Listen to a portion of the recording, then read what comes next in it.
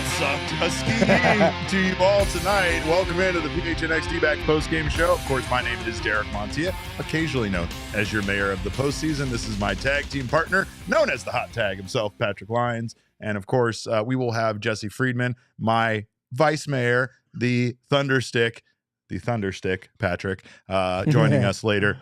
From Citizens Bank Park, where Philadelphia is absolutely the vortex of the sports world tonight, but wasn't so great for the Arizona Diamondbacks. And they lost in a historic fashion tonight when it comes to a lot of things. First shutout loss in Arizona Diamondbacks history in the postseason. They'd never been shut out before in 40-some games. Worst loss of the season? Previous? Worst shutout loss. Worst of the shutout season. was for they lost 9-0. They lost 9-0 to the Padres in April. They lost by 11 runs one other time, but shutout loss, worst of the year. Yeah. The Phillies look like an unstoppable beast at this point, and of course, we know that a lot of that is based on them playing at home, having that crowd behind them, but also a lot of it is this Phillies team is just absolutely built for the postseason. It's incredible. It just seems like it's one monster on offense after the next. Kyle Schwarber absolutely tore up the Diamondbacks tonight single-handedly. His offense alone was enough for the Diamondbacks to lose. I'm not hanging this one on Merrill Kelly. Merrill Kelly didn't have a great outing tonight, but I still feel like maybe Merrill Kelly could have stayed in this game and prevented two of the runs that were charged to him from scoring. I don't really know. I mean, again, this wasn't a good night for anybody, but realistically, the offense wasn't able to put any runs on the board. And that's really what all this comes down to. I'm sure once things got out of control, I'm sure it was demoralizing for the team. Hard to go in there. You know, again, the Diamondbacks aren't good when they think that when they start getting that thought in their head that they need to hit 5 home runs and 1 at bat. But right. It definitely felt like tonight that the pressure just crept up on them. The Phillies just kept hitting these, like even the home runs that were hit against Merrill Kelly once they were up 2-0. Again, another night where a 2-run deficit still somehow felt like a 10-run deficit with the way that things were going. And that crowd was just incredible in Philadelphia. Yeah, there was just points where, with it being 2-0 after the third inning, and we'll of course break down how all those runs scored. But it was just one of those things of there's no momentum on the Diamondback side. So 2 runs can be a lot. You know, there were opportunities where runners were on base and you go, hey, fly ball that just creeps over the wall can get the job done and you tie the ball game. And, unfortunately that never really happened. Aaron Nola was on one, similar to what Zach Wheeler was able to do. He was really good tonight. In game 1. And, the Diamondbacks get shut out. Only 4 hits today. They had 3 hits yesterday. And so giving up 10 runs is only half the problem, half the issue so far through these first 2 games. That's really where I'm at. And unfortunately, we thought that this was going to be a problem for the Diamondbacks earlier on in the playoffs, and they somehow overcame it. They were able to put up runs against some very good starting pitchers in the Brewers series. They were able to absolutely decimate the Dodgers for 1 game of that series, but then their offense kind of cooled off even in that Dodgers series, but they were still putting up 4 runs per game in the 2 wins. And hopefully you thought that would carry over. It's just been a problem for this team all year long, where you think things are on a roll. You think this team is good offensively and that they're putting some things together, even with an absence from several members of the starting lineup. So you start thinking, man, if Gabriel Moreno can get locked in, if a couple of these guys can get locked in, this is going to be different. And tonight for the team, it just wasn't. The Diamondbacks just were absolutely outclassed in every way by the Philadelphia Phillies, in every way. And this was the kind of loss that we wanted to prevent in game 1. And we thought that at least with the way they were able to hold it and not let it get outrageous like this, that it was a good sign for the series. Not now. I mean, this makes it hard to have a positive outlook at all for the rest of the series. And I mean, the only thing the Diamondbacks have going for them really is that they get 3 games in a row at home at Chase Field and away from that environment for a while. But even then, I feel like the odds are stacked against them now with this 0-2 deficit. We talked about so much in the pregame about how this is such a must-win game. And of course, being down 0-2 doesn't mean it's over. You're still going to play at least 2 more games. So we'll see what happens. We also talked pregame, this idea of Corbin Kelly stealing some bases. The Diamondbacks stealing bases, which is very hard to do if you're not reaching base.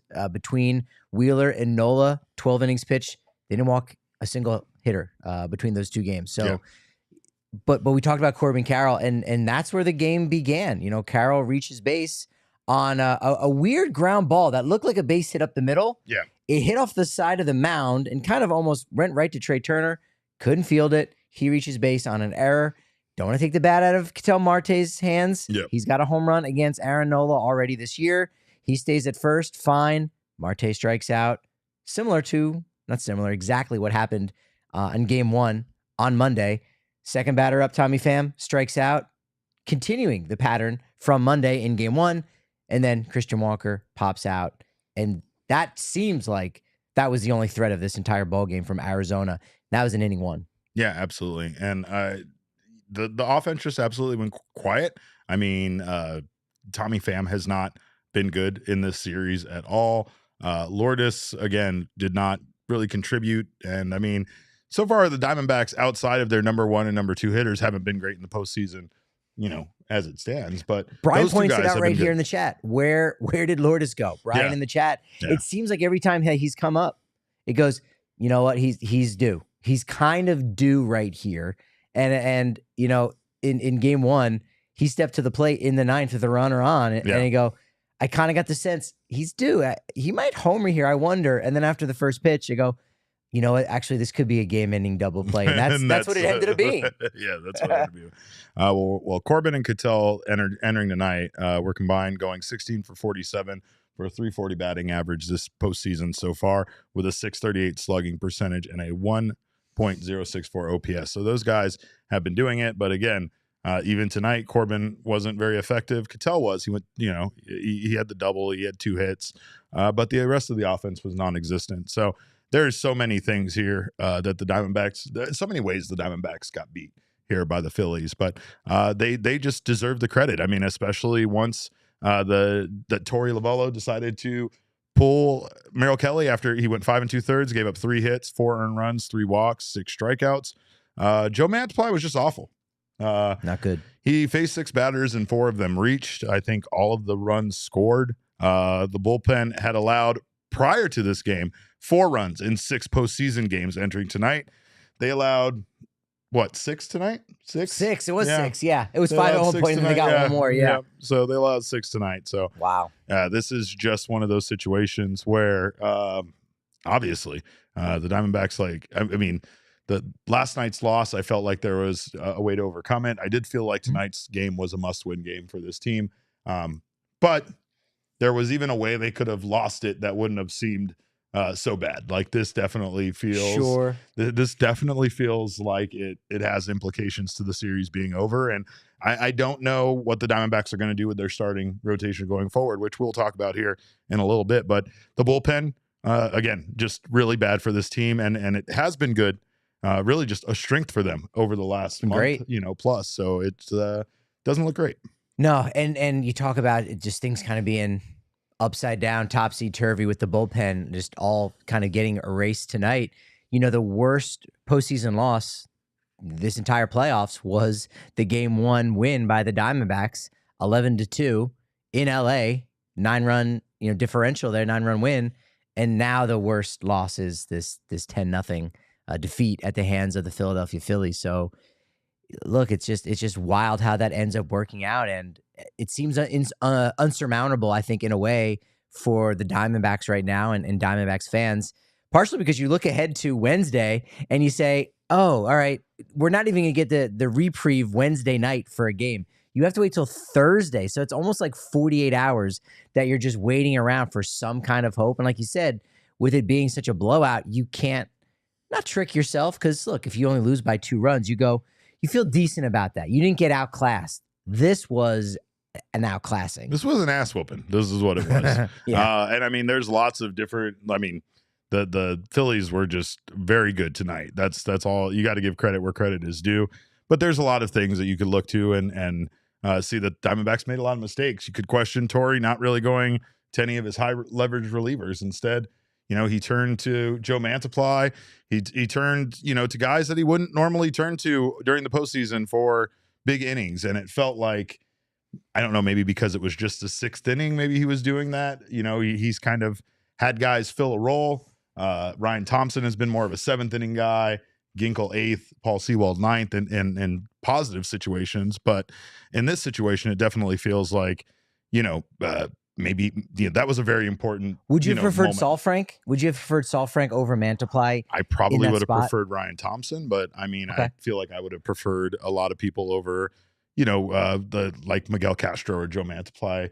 That might have been a better matchup. The matchup didn't even make a lot of sense to me, honestly. But no, Stott hits sliders off lefties well, and that's what Mantiply threw him, and boom, that was the difference. Yeah. I would agree. I would agree with that choice there in that spot. It's funny because I was even thinking, I think Merrill Kelly entered the 6th inning at like 71 pitches, and it almost seemed like, wow, he might be able to go fairly deep, because the Phillies aren't really getting much off of him. Yeah. Again, the solo home runs were, painful, and that's all you needed was those 3 home runs. The one by Schwarber, his 2nd of the game.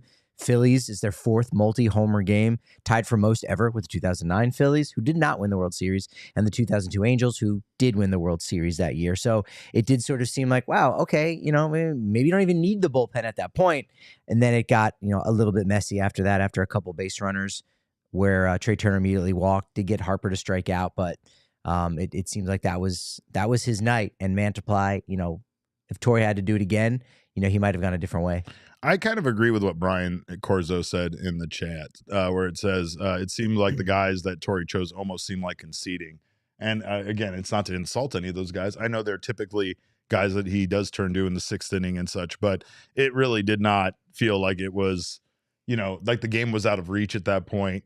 Again, though, the offense was non-existent. So I think it was Piece of Yoshi, who continues to blame me for these losses, by the way, like as if I'm out there playing this game. It's because I picked them in 5. Yes, I did pick them in 5, but I've also been picking them this whole time. It was kind of a thing Sean and I were doing where Sean would pick against them. I would pick them. Maybe it's because Sean's not here that there's no balance. So maybe it's Sean's fault. I don't know. I think we can all get on board with blaming Sean. Here's the thing. Sean's not here. And so you go, there's also someone else who hasn't been here. Right. And someone who hasn't been in the spot. Yeah. That also could be contributing to this. That is true. Anthony Chotri has not been in the spot. We tried our best to get one of those religious candles that had Kevin Durant on it and put Chotri's face on it and put it in the spot, and it didn't work. But we want to give a shout out to our super chat. Of course, Andrew Dang, we always appreciate you being here. He said, "Don't cry, fellas. We lack experience was men versus boys." That's definitely, I hate to say it, but the men versus boys line, that's what it feels like against this Phillies team, because holy shit, those are some aggressive men over there.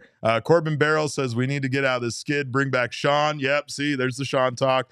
$2 to cheap to fight for my guy. Bring back Mr. Electric. We've been on a bad skid without him. I have something to say about that. Go because ahead. that's, I mean, it's outrageous. Bring back Sean as if we cast him aside. Yeah, as if we were the ones that got rid of him. Yeah. Like I would get rid of the guy that brought the electricity. Do you know how much we have to pay now in utilities around this place without Sean? The real thing here is hashtag blame Sean. Hashtag blame Sean. Because we should were get undefeated that trending. before Sean left. Yeah. No, I completely agree with that. We were also undefeated during, stash season, and now I don't know what to think anymore. Can I shave the stash off now? Can we get rid of it? I don't know. Okay. And Jay says, where's Flex 2? Flex was only coming through on wins. So to be fair, Flex left the office before the game started, and he actually ran out to make sure he was gone as soon as possible, because Flex feels like him being in the car has brought this team good luck. We've tried to do everything around this place to bring this team all the luck we can, and there's not much we can do to fix the mistakes that this team had. I mean, the 6th and 7th innings were an absolute nightmare. 4 runs each. I was talking to Jonathan Papelbon on Foul Territory while the 6th inning was going on, and he was talking shit to me. Reset just a little bit, because that might sound like you're like texting or something. I was invited to be on the Foul Territory. If you're familiar with that show, it's an incredible show. AJ Przinsky, there's a bunch of great guys over there.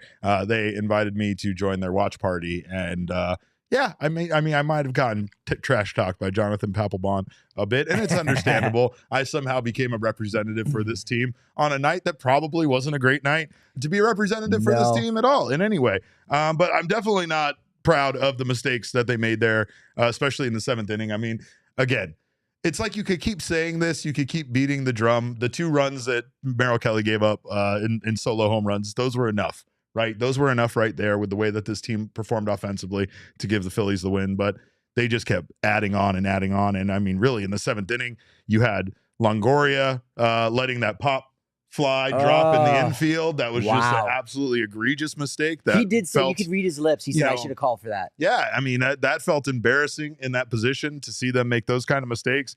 It seemed like Gurriel lost track of how many outs there were, maybe because of that play. I don't know. There was only 2 outs when he made a catch that went basically as far as a goddamn baseball could go without leaving the ballpark. But man, yeah, there isn't much to say about this game other than the Diamondbacks have a lot of things to fix, and they have a day off to do so. They're coming back here to Chase Field. But again, if you want to look at it positively, you could say that the Phillies did what they were supposed to do. They're supposed to win the games at home, and you're supposed to, hold on to those games to hold on to home field advantage. They did so emphatically. They did so. They made a statement, and they look like a very tough team, to beat at this point. I hate the idea of still saying that we as fans should be satisfied with how far this team has come. And I know the team isn't satisfied. I know they don't want this to be the end of their journey here in the postseason, but there is still that I know a lot of people, especially after tonight's game, are going to feel pretty bad about this, about where this team's at and about their chances in the series. But you still just got to feel good about how ahead of schedule they've been and, kind of give credit where credit's due to a really good Phillies team.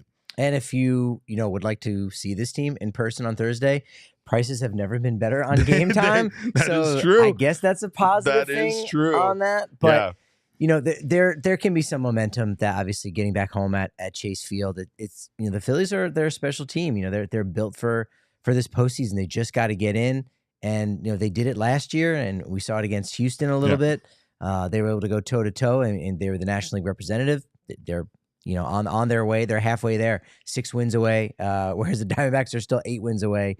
Look, they're going to put up a fight, and it's just they had Wheeler and Nola, two bosses right there, 12 innings pitched, 15 strikeouts against them. They only give up 6 hits, and Ranger Suarez is no slouch. He's got like a slightly higher than 1 ERA in the postseason, so they'll have their works cut out for them. Dominic says, you really think the Phillies won't smash Fott? No, I did not say that at all. I am absolutely terrified of that. That's such a tough spot. That's such a tough spot for Fott. Not trying to do a Dr. Seuss thing here. You did do the Not thing. trying to do a cat in the hat, because that's that. Yeah. My name is Pat, by the way. No, so Damon hates that. So the thing with Fott is he had to start cut his goddamn mic right now. I swear to God. Fott had to go out there and make the first postseason start, and I feel like, and I said it before, it's sort of like, how do I do this? Like, what does this look like? Just have someone go before me, and I'll know what to do. And he got it handed to him in Milwaukee a little bit, but then Game 3 at home, he got to see Gallen, he got to see Kelly go right in front of him. Okay, now I've got this. Now he's going to be going out there in Game 3 at home, but down 0-2, and that's probably the hardest part. Damon, you want to comment on this? No, I mean, I don't really have anything to say right now. I'm pretty disgusted. You guys broke Damon. You broke Damon. But we do have to, again, give credit where credit's due. Aaron Nola was very tough tonight, very good on the mound for the Phillies. And I think we have Christian Walker from the clubhouse discussing how tough he was to face off against for this offense. I think his ability to locate, he's got good stuff. As hitters, we're waiting for mistakes, and me personally, I didn't get a lot over the heart of the plate tonight, and you're forced to hit stuff on the edges. It makes our job hard. It's pretty simple. And I mean, after a game like this, you kind of keep it short and sweet, but it makes a lot of sense that Aaron Nola wasn't making mistakes because this team has been able to capitalize on those mistakes at times. They just really couldn't do it. One guy was able to, though, and that's our King Snake, which, again, Damon made this graphic under protest because he didn't feel anybody deserved the King Snake tonight. He could be right. But Ketel Marte extended his postseason hitting streak now, 11 games. He's been really good for this team, and kind of the only one right now. I mean, especially in this series, him and Corbin, they've continued to really be good in the postseason, but right now everybody else kind of dropped off. So if the Diamondbacks have any hope, they need to get those bats working in Game 3 and get some run support for Brandon Pfaadt.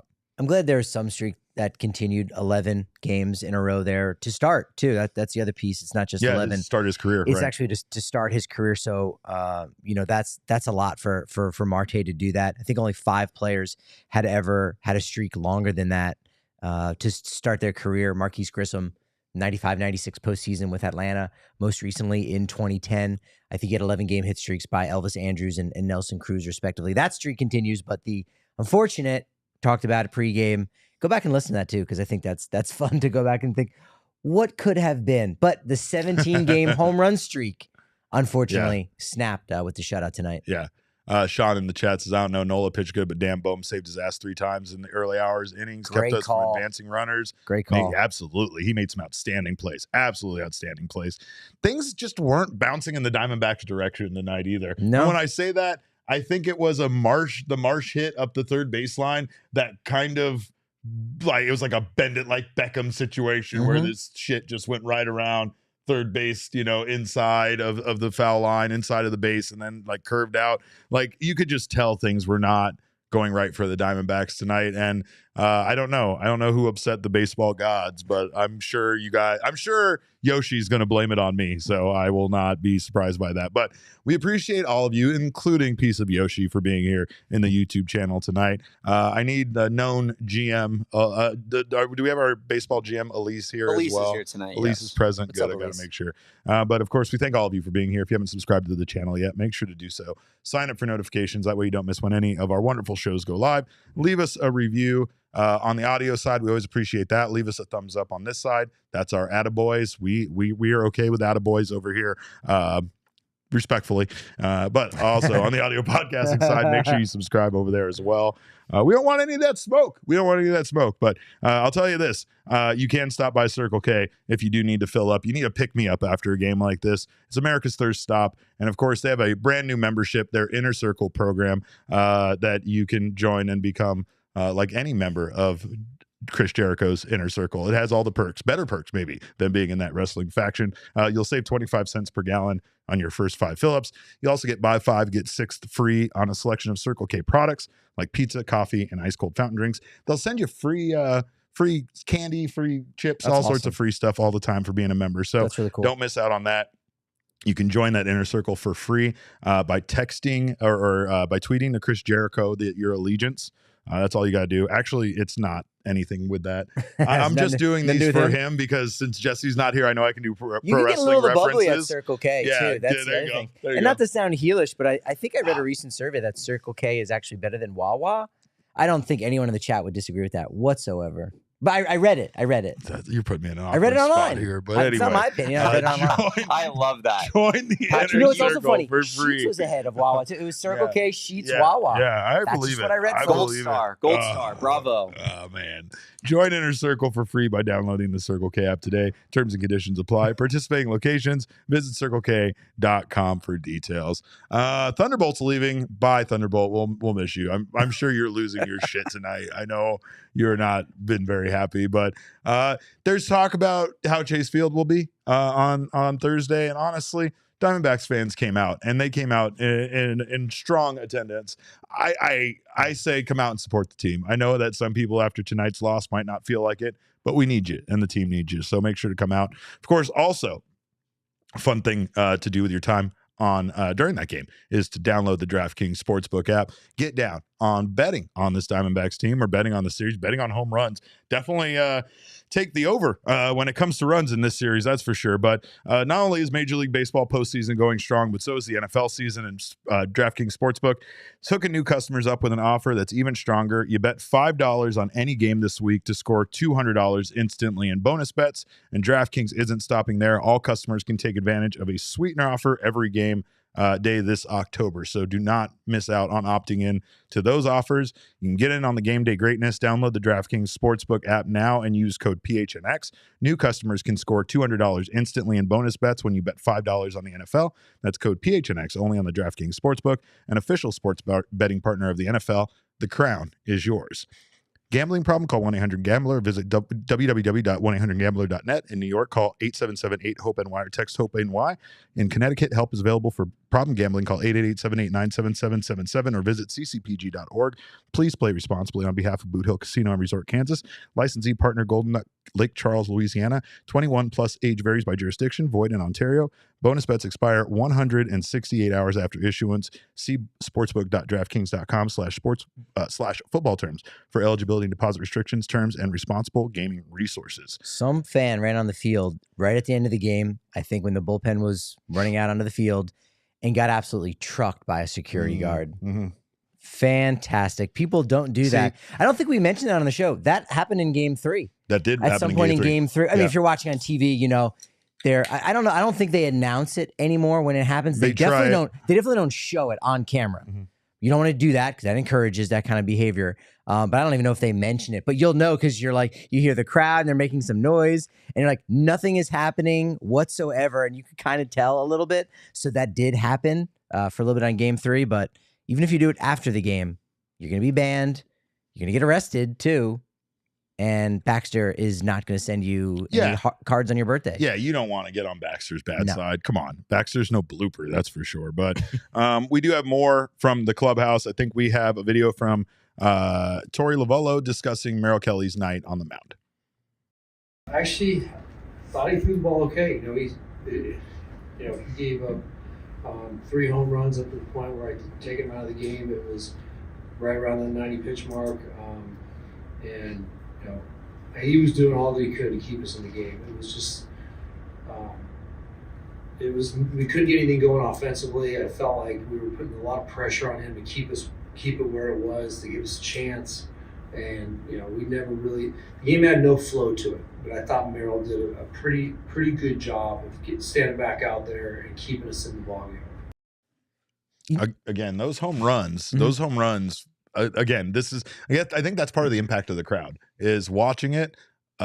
As a spectator, those home runs felt bigger than they were, because even though I looked up and I was like, they're really just down 2-0. It felt like 10-0. It felt bigger than that. Yeah.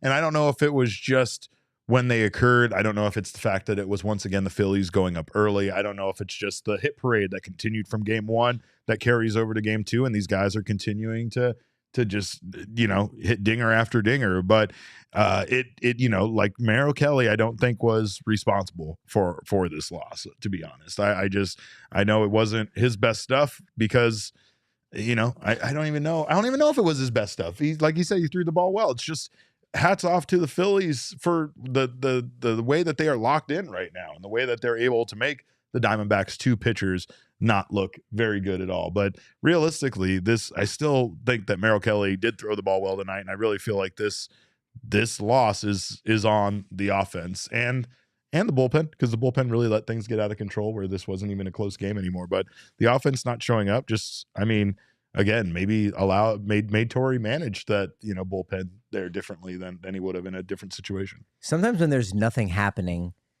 there's something about to happen. Like it's about to break, and you can sense there's some kind of momentum being built, or that the tide is about to turn. And it just hasn't felt that way tonight or in game 1. And I know Torey was mostly talking about Merrill Kelly and his performance, but he said, there wasn't much flow. It just didn't feel like there was that flow tonight. And I sort of think when you have a game like that, you have to create that flow. You have to create that chaos. And I think that they've gotten away from that a little bit. And again, they haven't had many opportunities. We understand that. But at the same time, when guys are striking out, you got to pick your spot, and you just got to chance it and say, you know what? If I can just get a guy to second base, that can get the job done. Even with Corbin Carroll, if he can get to second base, a wild pitch, he's moving over to third base, and on a ground out, Ketel Marte can just pull the ball to second base. You've got a run scored on an out. And you can get something on that. You have to create your own flow. And I think that's the thing that they've really been missing in these first 2 games. Yeah. A couple of comments here. Can you scroll back there, Damon, just a little bit? Ryan Page's comment right there. Down a little bit. He said, Phillies hitters are oozing with confidence. Yeah. They all just look like they can hit the ball 900 feet, and the D-backs just look afraid of the ball. That's a very good description. Ina Jackson says it felt bigger than 0-2 because we weren't moving forward in the game. No walks, no stealing bases, and we couldn't hold the game after Kelly left. It was a stalled out game. Everybody was asking. I mean, again, on foul territory, we heard yesterday immediately when he got on base, everybody wanted to know why Corbin Carroll wasn't stealing bases, why Corbin Carroll wasn't trying to, again, create that chaos on the base path. And here's Torey Lovullo on them getting away from playing their brand of baseball or attempting to play their brand of baseball. Grinding out at-bats, having mature at-bats, driving up pitch counts, catching pop-ups, picking up the baseball. The pitching and defense goes hand in hand, and we find a way to score 5 runs or more and win a baseball game by just being a really smart, stubborn baseball team in all areas. He's still mad about that pop-up.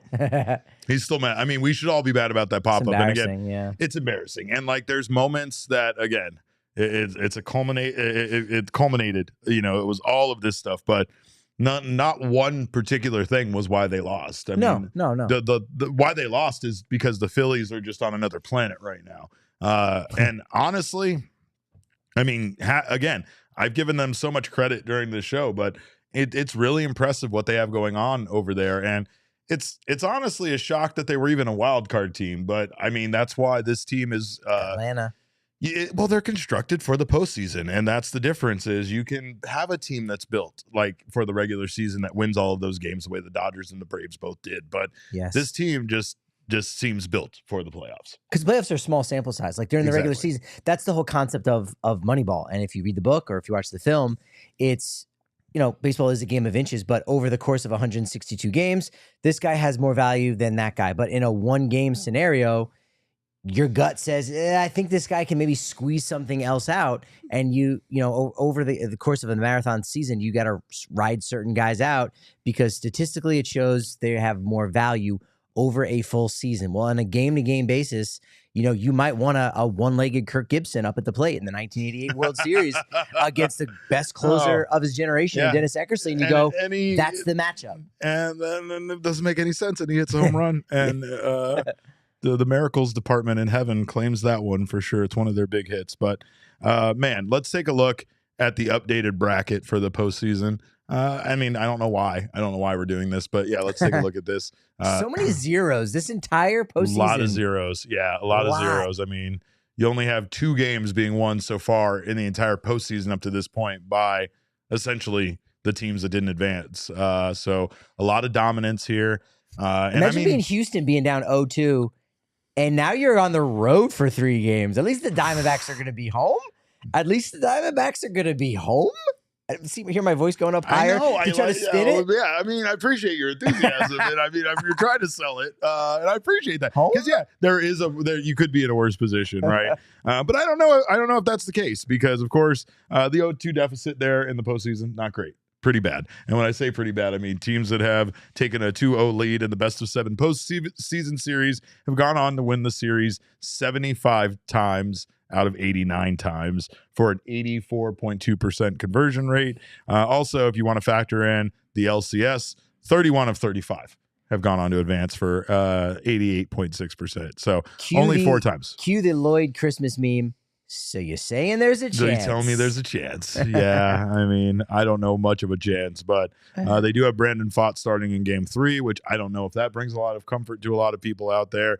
And then we have to ask the question right now, even though we really don't want to, who is starting Game 4. So we will get to that. Anthony is once again asking, where is Jesse? I've seen your comments, Anthony. Jesse will be here soon, okay? You just got to relax. You did he's the main event here. We're just warming up the crowd. Sometimes there's multiple, warm-up acts, and in this case, Jesse's the main event, but he'll be here shortly. I'm also seeing some action on Twitter right now. There's some people in the Phillies media that got swept up in a crowd, and now they're doing post-game for the Mexico game over at the link. So it's just wild. And it's the Flyers home opener. Hughes in the Flyers locker room. Hughes in the Flyers locker room there for a second. He was in the Flyers locker happening. Room interviewing the Mexican national soccer team, right? There's just too much happening in Philly right now, but Jesse's there. We're kind of sorting it out. We're figuring out what's what. Yeah, don't worry though. We'll get him here soon enough. And I mean that because I will not sleep tonight if I don't hear from Jesse. It's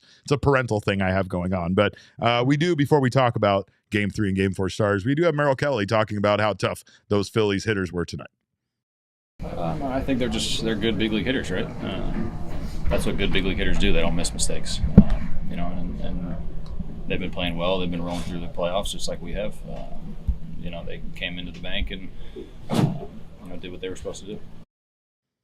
I mean, he seems matter of fact, but yeah, that's it. I mean, they're good, and they were good. And again, we talked about Jesse's article during the pregame show, but the Diamondbacks really haven't had to deal with the actual stars stepping up in the postseason the way that the Phillies superstars have stepped up so far in these two games. And I mean, again, it's something that they deserve the credit for. Merrill Kelly, again, he gave the Diamondbacks an opportunity to win. He was competitive tonight. The Diamondbacks offense, unfortunately, wasn't. He didn't have the look or the sound of a guy that was disappointed that his season's over because he's not going to be able to start game 5 or game 6 because it's a sweep. Sure. So, this team has kind of experienced this before. It was on a much larger scale in the second half when they had that historic collapse.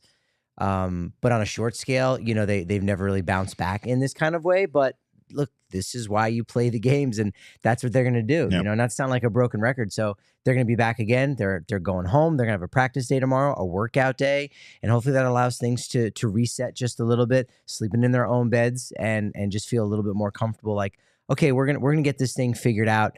Obviously, Citizens Bank Park. Like you said, it's another planet. CBP, Citizens Bank Planet. Yep. Like that's really what it should stand for.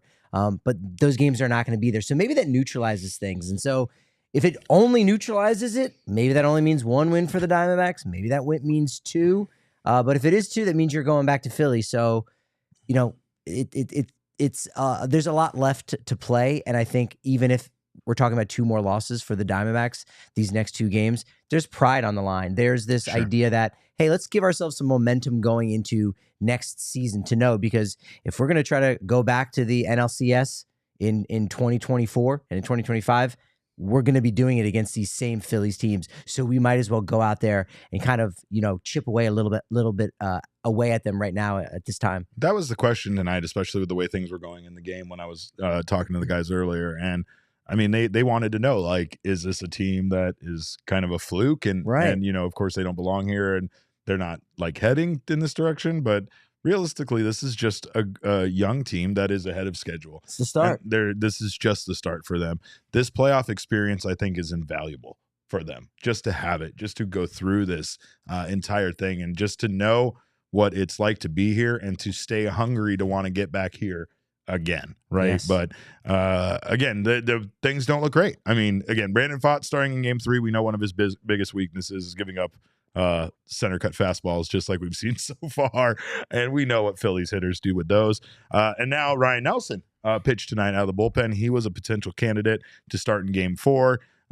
Obviously, it doesn't mean completely that he's out. Maybe they do go with a bullpen start of some kind, but it feels like that means he's out. So it also feels like this means that Zach Gallen has to start game 4, has to be maybe slotted in to start game 4. We know they kept that kind of open as far as an option because they needed to see if they would need Zach Gallen in game 4. And right now, it looks like there's a chance that might potentially be, they might have their backs up against the wall and be down 3-0 at that point and need Gallen to pitch. I would counter and say, well, you still have Slade Ciccone, but he also pitched tonight.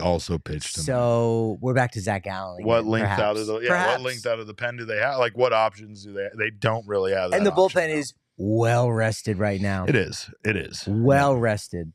You didn't even get a chance to do much and use those guys, and I think you would have seen a lot more of that, even if they are down by 3 runs, maybe 4 runs, just to kind of keep it close because there's going to be a day off on Wednesday. But didn't really see most of those guys, so they're ready to go, man. They're ready to have their opportunity. The bullpen is just kind of sitting out there waiting, and they haven't had a chance to get going because they've been trailing. So yeah, now game 3 becomes that must-win game. Kyle Keller with a great comment. He said, as a Phillies fan, it is a simple formula for the D-backs if they want to get back into this. Take it 1 game, 1 inning, and 1 bat at a time. I mean, I hope it don't happen, but hey, always a chance.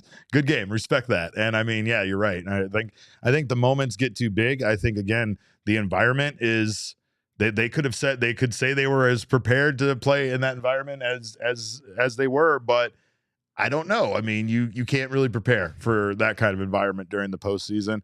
And of course, you had some Merrill Kelly comments that were taken. Of course, a clip was taken and kind of blown up, and it gave the fans just more of a reason to be crazy. But I mean, I don't think it was blown up. He said it multiple times, and I kept saying he was poking the bear.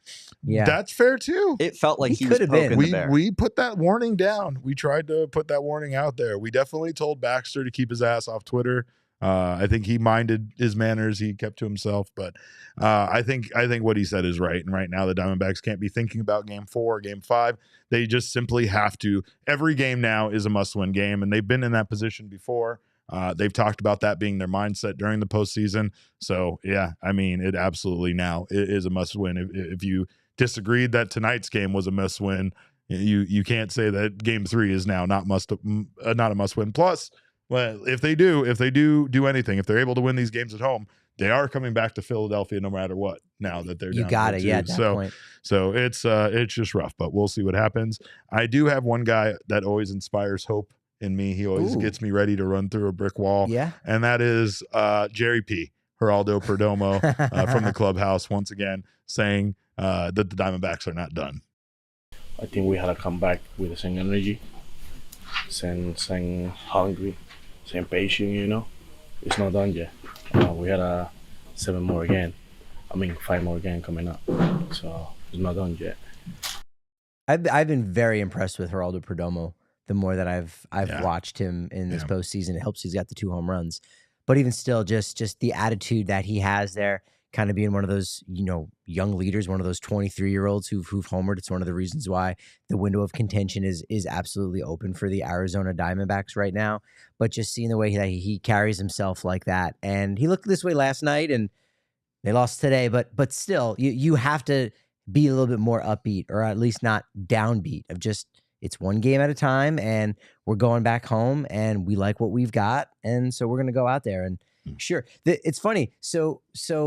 Game 1 was 5-3, and it didn't feel close at all. Tonight was 10-0, and it didn't necessarily feel like it was that much of a difference. They feel a lot closer. A 10-run loss in Game 2 versus a 2-run loss in Game 1. both games felt like we lost by 1 million somehow. I mean, that's not a difference. So that's actually not a big difference for an 8-run swing in a loss, right? And that's kind of strange, right? Yeah, so really and I think they're looking at it that same way too, of like, technically we lost like 4-5-0. And maybe we could have gotten a run in there. So you do that kind of skewed thinking of looking at things in a positive perspective to feel better about what actually happened. That's what ball players have to do. I mean, as I'm sure you and Jesse have said 1 billion times, and every baseball podcast has said 1 billion times, if you fail 7 out of 10 times, you're one of the greatest hitters of all time, and you're going to the Hall of Fame. Yeah. So baseball is about failure, and the Diamondbacks are aware of this, and they're going to be coming out guns a-blazing on Thursday in a sea of Sedona red. Oh, hold on. No, you don't send Cogs to bed. I demanded Cogs was here tonight, Anthony. And I said if he didn't come, I would have to strip the King Snake title that we gave to him during the regular season at one point because the Diamondbacks were, I'm sure it was because, was because he helped them win? What was the reason why we gave Cogs the King Snake? Because I think there was such a bad performance, and he went to a road game, so we gave it to him. Yeah, and then the chat bullied me into changing my King Snake into giving it to him. So, no, Cogs is on thin ice as it is, but he's here tonight on my request. So that's nice. But, yeah, no, a lot of talk from a lot of Phillies fans here, and I'm not going to acknowledge any of it, but you're all right. I mean, the Diamondbacks got outclassed, and that's something that we have not hesitated from saying tonight. When people say they don't belong here, that's the part where I say it's bullshit because they absolutely whooped the Brewers. They whooped the Dodgers. I don't know how they did it. And you could say maybe the offensive output was maybe a fluke because we hadn't seen this team be able to do what they did, especially in that first game against the Dodgers, hardly at all this season. So these were new experiences to us. And obviously, I mean, playing the Phillies again. I know I made the asinine comment at one point that I thought it was better to play the Phillies than the Brewers, and I know now the mistake of my ways. I have apologized for that infinitely because I see now what a buzzsaw that this Phillies team is, and we experienced it during the season. I mean, Torey Lovullo literally he mixed it up with JT Realmuto at one point. So I mean, there's some history now between these teams, and of course, this team's still a dangerous team. But when I say that, I just mean dangerous maybe to my emotions. I don't know. Dangerous to breaking my heart. Baseball can break your heart. It can. But I don't care. Regardless, a connected team is still a fucking dangerous team. So go get this fucking dangerous shirt. It's a brand new release that we got. We're fucking dangerous. And again, when I say that, I might mean to ourselves. I don't know. After the mistakes in the infield tonight, I definitely might mean to ourselves. No, I'm not. Look, I got a $20 bill. I'll pay it to the jar later. It's over in my bag. But I promise you, I'll write IOUs. I don't know if it counts if it's on the shirt. I honestly, I actually would agree. Wait, I so I would can say agree. the F word as much as I want to when selling the shirt? It has to make sense. Fuck yeah. I don't know. I'm just going to loosen it. No, I'm going to loosen it. Okay, well, I mean, it was in regards to the shirt. We're selling the shirt right now. So I'm loosening go get the shirt. The swear jar. Yeah, no, I appreciate top is it. loose. Yeah, just take it off and leave the top off. But go get this shirt. Of course, if you are a diehard already, you'll get 20% off. If you are not a diehard yet, you can join us over at gophnx.com. Get that diehard membership, and you will get this shirt for free. You also get all sorts of wonderful benefits, including 20% off on all of these wonderful playoff season shirts. You get access to our members-only Discord lounge. You get all of Jesse's wonderful content from his newsletter to everything else that Jesse has going on. So much more. Of course, you get access to members-only Discord lounge, which is the best place to be an Arizona sports fan. You also get yourself, some wonderful stuff from our partners, Dobson Ranch Card. You get a $50 gift certificate for Mountain Mike's Pizza and so much more. So join us today. Grab that shirt. Ride the wagon. It's the fucking Yoffs. We are fucking dangerous. I'm just kidding. They're all shirts. These are shirts. I'm just saying that out there. Yoffs is not. All right. The Diehards Only Discord might be the best part because when we're not doing live shows, like that's the live show right there. It's like for everybody to talk and chat and to hang out. That's where that goes. You just put that in there. But earlier you were talking about saving money. Speaking of giving my wallet up. Yeah, you got to save money. Getting those $33 playoff tickets at Chase Field. Wow. That's something that the Phillies fans right now in the chat might get excited about. I don't want to get them excited. I don't want to bring them here on We have to talk about that tomorrow on the 1 p.m. show. Like, will Phillies fans be descending upon some cheap tickets, maybe some cheap flights? I don't want to talk about that. I don't want to talk about that at all. But yeah, $33 tickets through game time might make it hard. $32. $32. Dropping like a rock. So get down on those tickets from Game Time. Of course, Game Time is the place for last minute ticket deals, and they are showing us why. It's the fastest growing ticketing app in the country for a reason. You can snag the tickets without the stress with Game Time. Download the Game Time app now, create an account. Use code PHNX and you will get $20 off your first purchase. Terms to apply. Again, create an account, redeem code PHNX for $20 off. That makes it a $12 ticket. Download Game Time today. Last minute tickets, lowest price guaranteed. Get down on that. And of course, there is only one way to get over losses like tonight's loss, and that is with our friends from OG's Brands Gummies. I'm going to suggest a wonderful indica for you. But again, there's also a sleep edition gummy that is wonderful. It'll knock you right out, and you won't even hopefully dream about this game. Or if you're a Phillies fan, you could have wonderful dreams about this game with the sleep edition gummy. They also make, they have their fruit and their cream mix bags right now, which gives you not only that wonderful edible goodness, but also gives you some wonderful taste. I was at the dispensary the other day. I brought up OG's, and the bud tender, if you will. I hate using that phrase, but the bud tender actually told me that she's like, OG's is by far the best tasting gummy that there is, and it's true. They're incredible. So I think they're working on getting the patent of calling it ediblicious. Ediblicious. Yeah, I like that. TM that. They're working on it. I don't know. That's their thing. They're working on it, I think. They're also a wonderful company too, by the way. I love them. And I got to say that as well because it's always cool working with great companies. They're wonderful people over there at OG's, and they make a wonderful product. It's one of my favorite products, of course, as you know. They make the fruits and cream bags available in both the Sunny Sativa or Mellow Indica blend, depending on what happened with your team. Did your team lose? Did their team win? Get the bag that's right for you. Customize your OG's experience based on how your baseball team is doing in the NLCS. But you can check out our friends at OG's Brands for yourself and try one or a few of their many delicious flavors for yourself. Check them out across all socials at OG's Brands and online at ogsbrands.com to find them at a local dispensary near you. Must be 21 or over to enjoy, and please enjoy responsibly. Now, this one's for Anthony. It's time. I know you're excited. Jesse is here, and we are joined once again from Citizens Bank Park, which has become the vortex of the sports world right now, by the one and only Thunderstick Jesse Friedman. Jesse, how you doing tonight, bud? I'm doing better than the Diamondbacks. I imagine we'll just put it that way. Yeah, tonight was not a good night for this team. We were talking about how they just got beat in every facet of the game by this Phillies team.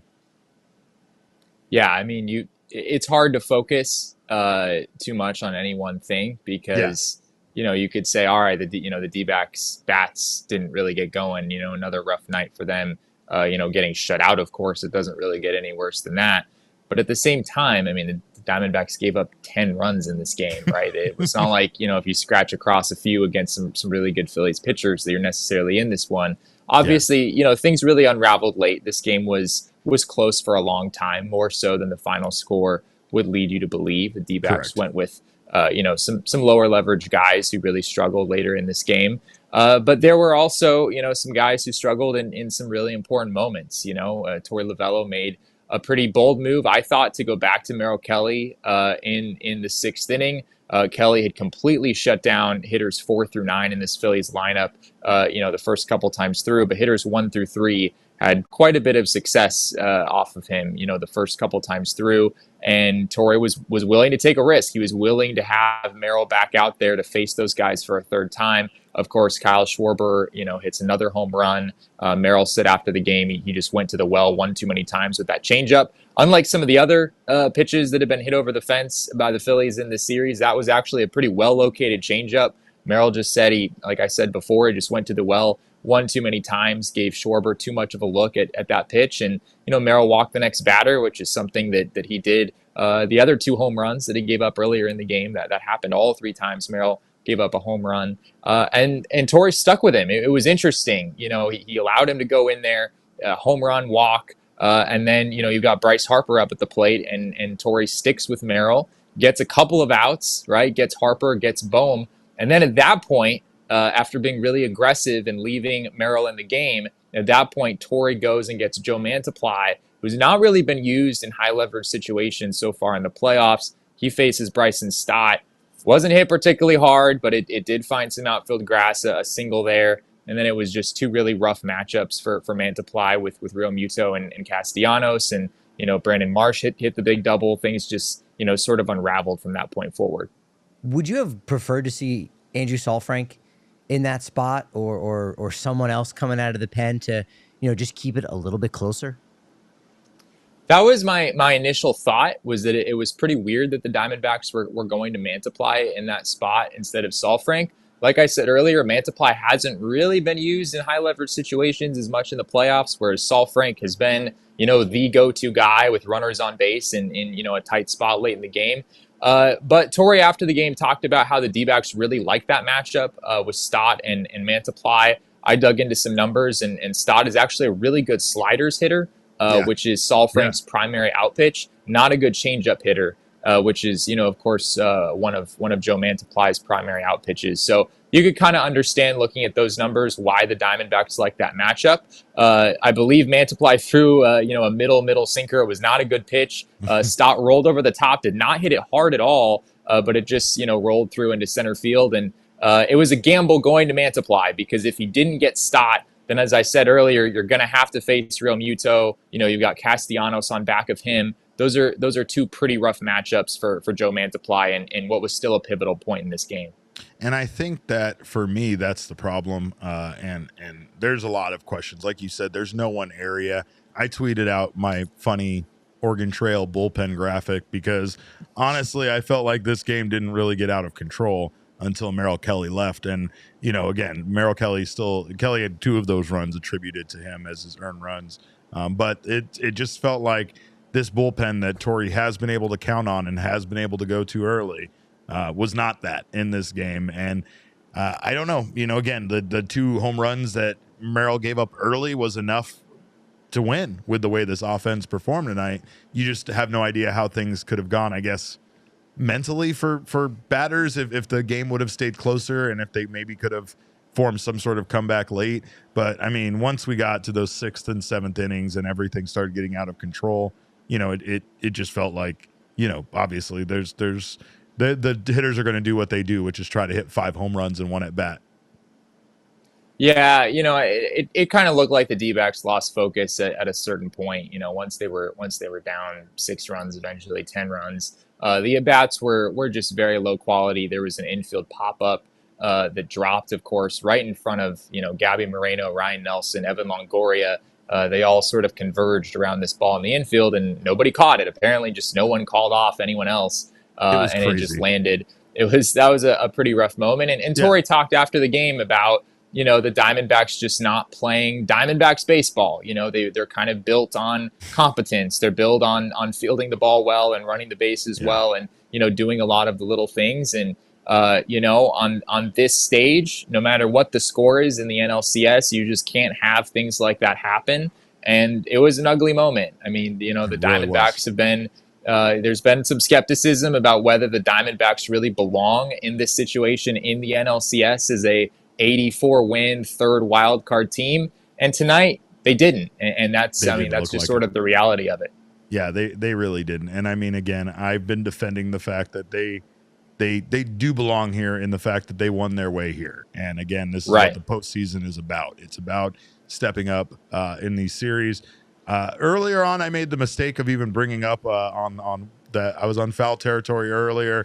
I brought up the stupid idea of the fact that once the Diamondbacks had any kind of layoff, that really kind of seemed to sink them. And it's not like I'm blaming it on the layoff. I'm not blaming it on any layoff. I'm not trying to give the Dodgers or the Braves excuse, but I'm saying that this team was impressive as far as their offense in the postseason. We did not expect to see them step up in this way offensively. Maybe winning close games, maybe having the pitching be as good as it is, or has it as good as it has been, is less of a surprise.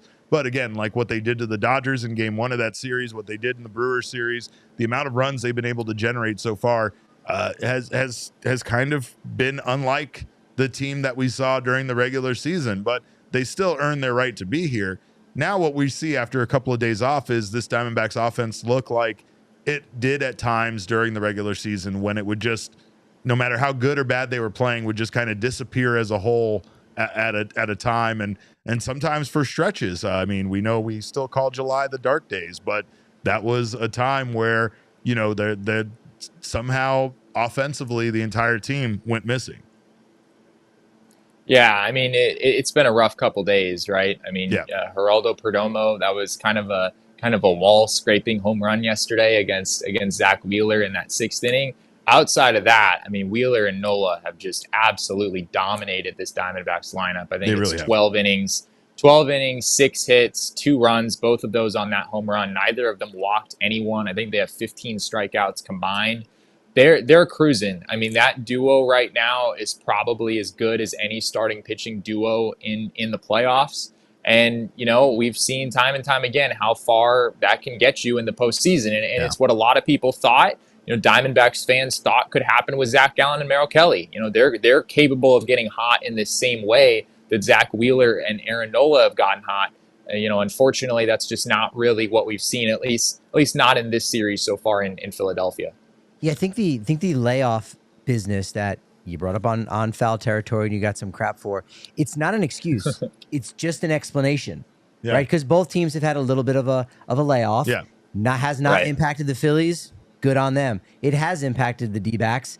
Figure that out. Yeah. The last time that the Diamondbacks had a 4-day layoff was the All-Star break. What'd they do right after that? They were 2-8. They were terrible. So I think like that's sort of, again, indicative, or the explanation, not an excuse, but an explanation. The Diamondbacks have just been playing meaningful baseball games for like 3 months straight, and every single one of those games have mattered as far as if they got to the postseason and if they advance in the postseason. So this is like not the first time that they've faced adversity while trying to win meaningful games, but so far in the playoffs, this has just been the first time, like you wrote, Jesse, in your article for GoPHNX.com, that they faced a team where their stars have stepped up and been everything that they should be in a series like this. That didn't happen against the Dodgers. Yeah, I mean, somehow the Diamondbacks went, faced the Dodgers and gave up 1 hit combined to Mookie Betts and Freddie Freeman over a 3-game series. The reality is that that's not sustainable. Like, you weren't going to come in here and make Bryce Harper go 1 for 15 and Trey Turner go 1 for, that just wasn't going to happen. Maybe you get 1 or 2 of those guys to have a rough series or whatever. But, the D-backs, I think we're going to have to slug a little bit in order to hang with this Phillies team. And, for sure. For as great as that offense was up to this point, right, up to the start of this series, I mean, the D-backs were averaging 6 runs per game in the postseason entering this series. It was going to be hard for them to maintain that too, right? We haven't seen a Diamondbacks team that, hits all kinds of homers. We didn't see that team in the regular season. We did for the first 5 games of the playoffs. You kind of figured that was gonna run out sooner or later. I want to say something about the Phillies fans, by the way, Jesse. They've been here in our chat all night. They've been terrific. They've been trash talking. They've been habitually line stepping, but I'm okay with that because I feel like they deserve it after this win. But most importantly, they're big fans of yours. And I saw one of the questions was they wanted to ask how you've enjoyed Philly and how Philly has treated you. It's cold, man. That's about all I have to say. You used to live in Seattle, Jesse. What is going on?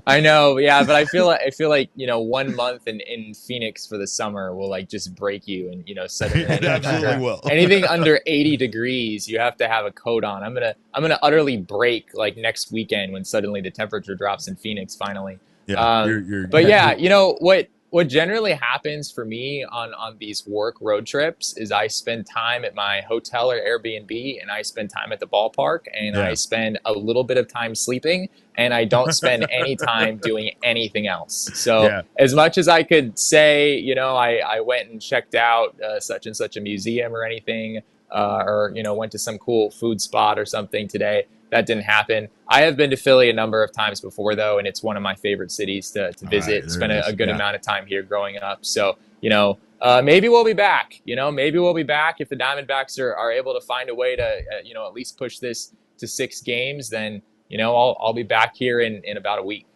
Your dad is from Philly, right? So that's maybe where some of this Philly love is coming from. Maybe they just recognize you instantly as one of their own. I don't know. I was in Philly last year with Megaran, and it was a delightful experience. I absolutely love the people there.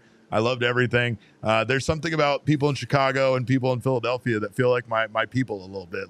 I love how direct they are with you, but they have no problem having a conversation. And specifically, they had no problem telling me how to order my food at this wonderful greasy fast food stand that we went to. So I love them. So again, even though they whooped our ass, good game to the Phillies fans. And of course, Jesse, we will see you back here in Phoenix for game 3. And I know hopefully I'll get to see you with my own eyes and not just on a video screen.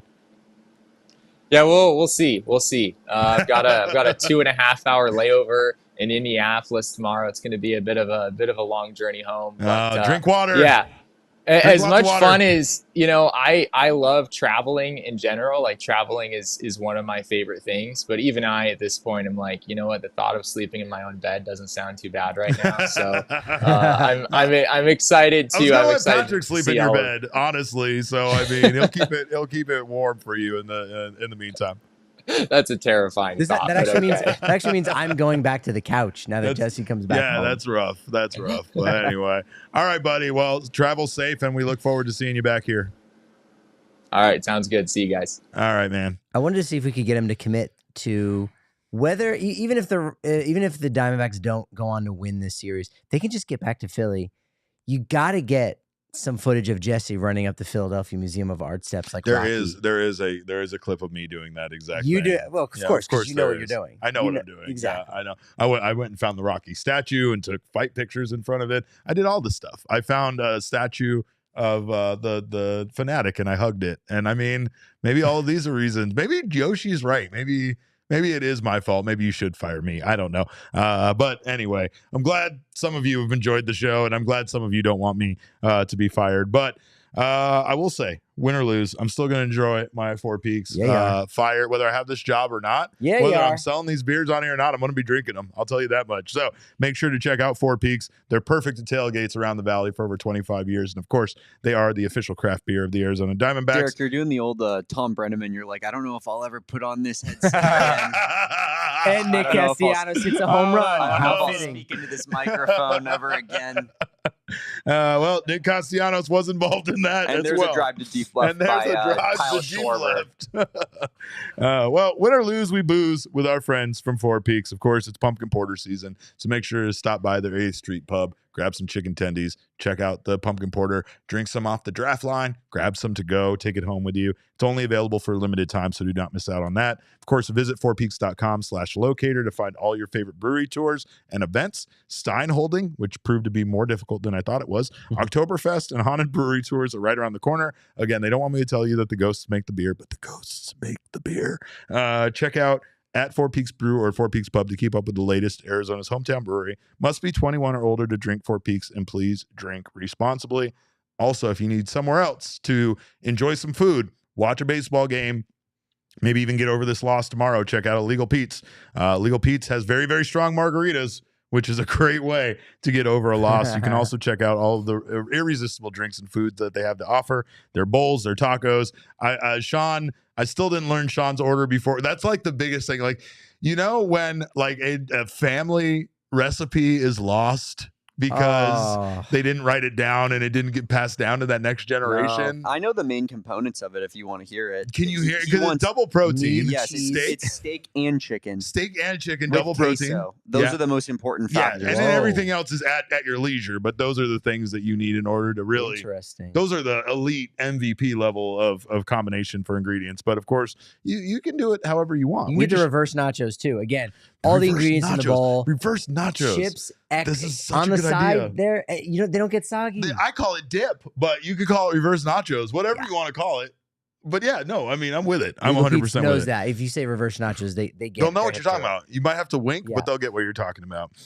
They said the ones Patrick gets. The all Patrick, the time. oh yeah, the Patrick special. Patrick style. Sometimes they say. Sometimes they Patrick say from DNVR. Yeah, that's my guy. Yeah, they'll do it. But of course, make sure to check out Legal Pete's. It's your go-to spot this fall during all of the sporting event season. Stop by for happy hour, 3 p.m. to 8 p.m. every day at all 12 locations. Illegal Pete's, the go-to spot for burritos, buddies, and beers for over 28 years. So make sure to check them out. We thank you guys. No matter, again, what laundry you wear, no matter what team you root for, we appreciate you being here tonight. Diamondbacks have a lot of work to do if they want to try to make this series a series at this point.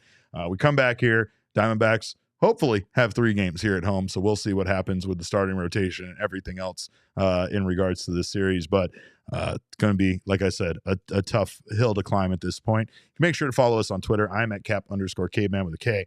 This maniac next to me is at Patrick T. Lyons. Jesse is at Jesse N. Friedman. Of course, the people's producer, Damon. He is at Damon Dog. That's with a D-A-W-G. We are Damon's dogs. Arf, arf. Arf, arf. There we go. I'm just trying to. And woof, woof. And woof, woof. Yeah. And a big What's ski to you all again. Of course, our show is at PHNX D-backs, but all roads do lead to at PHNX_sports on Twitter, Instagram, and Facebook. Boy, I'll tell you, this was a rough one, but we hope you guys have a great night.